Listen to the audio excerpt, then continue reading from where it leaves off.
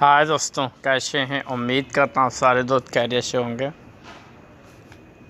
आज हम इस वीडियो में बात करने वाले हैं बहुत ही अजीब और गरीब टॉपिक के ऊपर, जिसके बारे में इससे पहले मैंने कभी सोचा भी नहीं था इस तरह से जो इस गाड़ियों में प्रॉब्लम हो सकती है।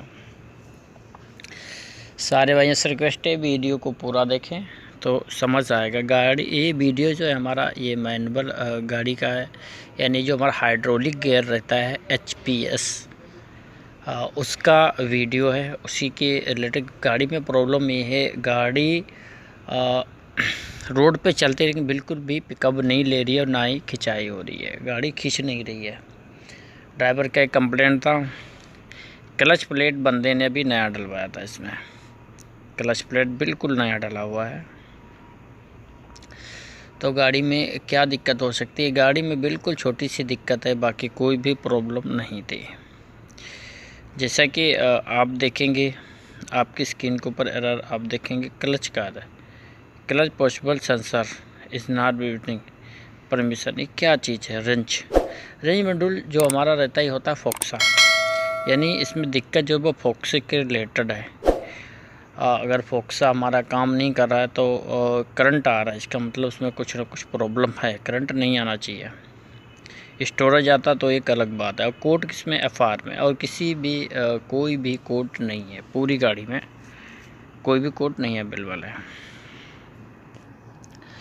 तो जैसे कि आप देखेंगे अपनी स्क्रीन के ऊपर जो हमारा फॉल्ट कोड था FR का, वो मैंने पहले से डाल दिया। नीचे साइड में आप देखेंगे जो ब्लैक कलर में उसमें कट के निशान आ रहा है। ये कट का मतलब ये है कि वायरिंग जो है वो कटी हुई है कहीं से, या कभी टच हो रही है या इस तरह से, मतलब कट हो गई, तार के जो 2 टुकड़े हो गए, इसका मतलब ये है।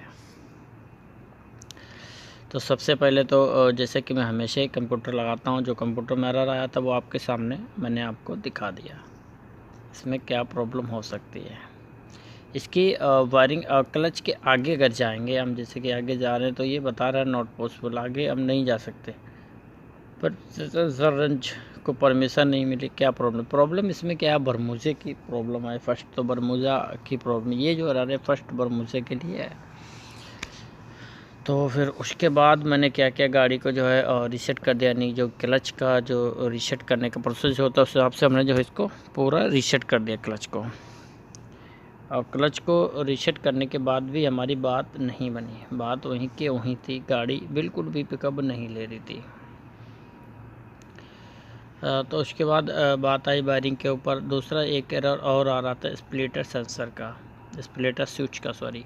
स्प्लिटर स्विच जो हमारे गियर रहता है, गियर के ऊपर लगा होता है, जिसको हम ऊपर नीचे करने से ऑन ऑफ होता है। ये स्प्लिटर स्विच की वायरिंग है। Splitter switch X2 pin X2 आप ऊपर देख सकते, लिखा भी है फॉल्ट, नीचे लिखा हुआ शॉर्ट सर्किट होता है और स्विच भी ख़राब हो सकता है। जो इसके वायरिंग डायग्राम रहता है, उसके पहले भी मैं इस पर एक वीडियो बना चुका हूँ, वायरिंग डायग्राम समझाया है मैंने।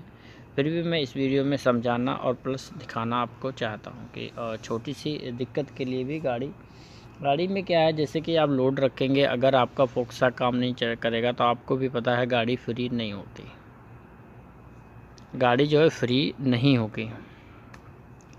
और उससे पहले क्या हुआ था, उससे पहले जब गाड़ी आई थी तो क्या हुआ था, उसमें क्लच बूस्टर डाल दिया था। क्लच बूस्टर ख़राब था तो क्लच बूस्टर डाल दिया था, लेकिन फिर भी बात वहीं के वहीं थी। प्रॉब्लम क्या थी?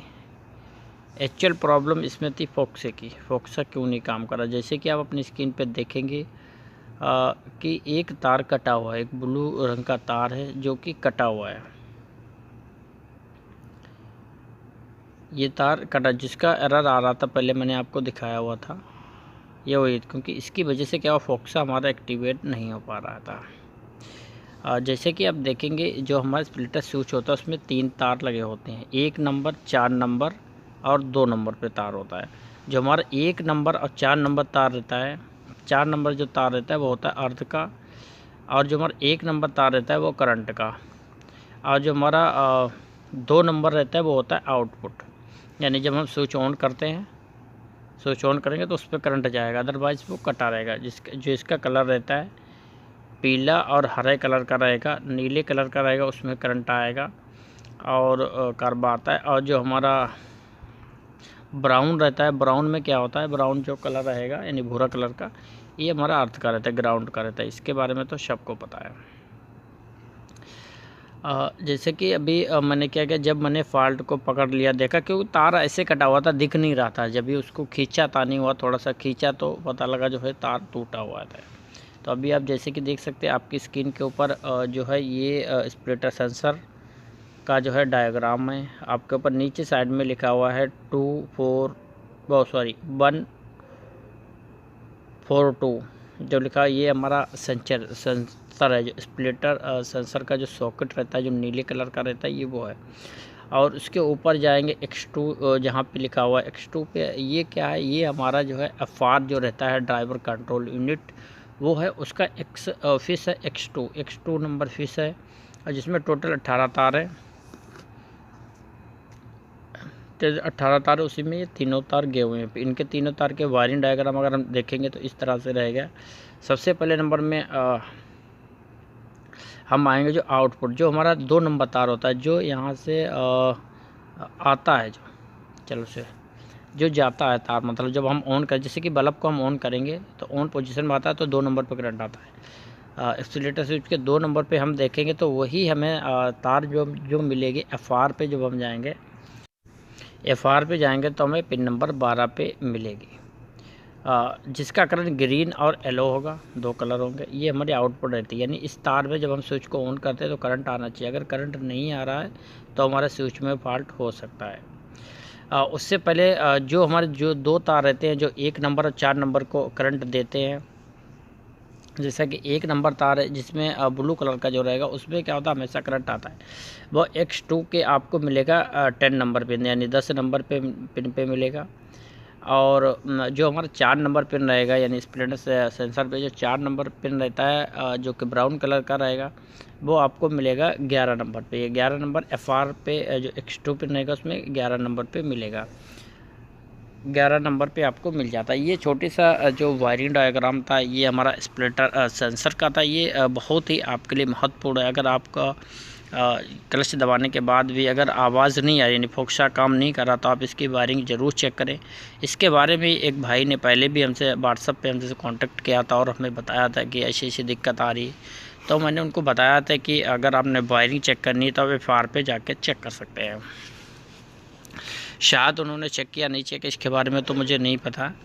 लेकिन अभी मैंने सोचा इस पे भी एक वीडियो बना दी जाए, जिससे कि क्या होता है, ये बहुत सारी दिक्कत आती है, क्योंकि हमारी गाड़ी पिकअप नहीं लेती है, तो समझ नहीं आता क्या दिक्कत हो सकती है। अगर पिकअप नहीं लेती तो सबसे पहले शायद आप फोक्सा भी चेक कर लें, क्योंकि गियर की वजह से भी दिक्कत हो सकती है। उम्मीद करता हूँ वीडियो आपको पसंद आए।